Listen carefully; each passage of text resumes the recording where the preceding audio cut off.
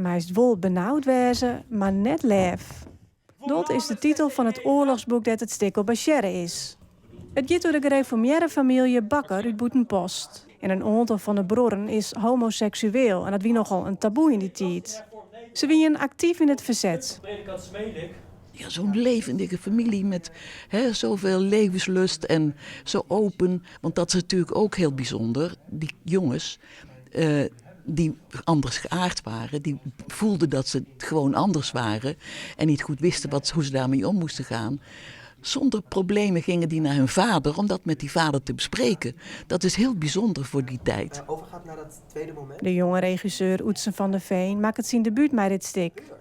Het verhaal rekt hem persoonlijk, want de kolomenzwijger is ook homoseksueel. Op zijn achterhoofd. Ik had zelf ook een heel open gezin met mijn homoseksualiteit. Dat is nooit een probleem best. Maar ik ervaar wel dat inkomensweg en de omgeving daarvan, dat is best nog wel...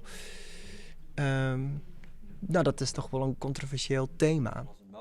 De jongens ontpoppen haar van gereformeerde dwarpsjongens tot moedige verzetstrijders. Wat is daar aan de hand? Waar is dit? Nevens van der Veen is het onderwerp nog heel tijd actueel. Heel veel mensen die zeggen van... de queer emancipatie, dat is nou al even goed en iedereen wordt nou wel geaccepteerd en dat valt ook al even van mij. Alleen ik ervaar juist dat het eigenlijk nog lang net clear is en dat er nog hele volle gebieden binnen, ook in Nederland, ook in Friesland, waarin de geaardheid heel erg controversieel is.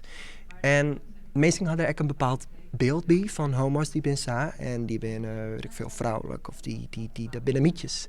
En ik wil eigenlijk chillen van, nee. Homo's zijn absoluut geen mietjes. Ze hebben juist hele volle moed. De voorstelling wordt begin mei spelen in het gemeentehuis van Boetenpost.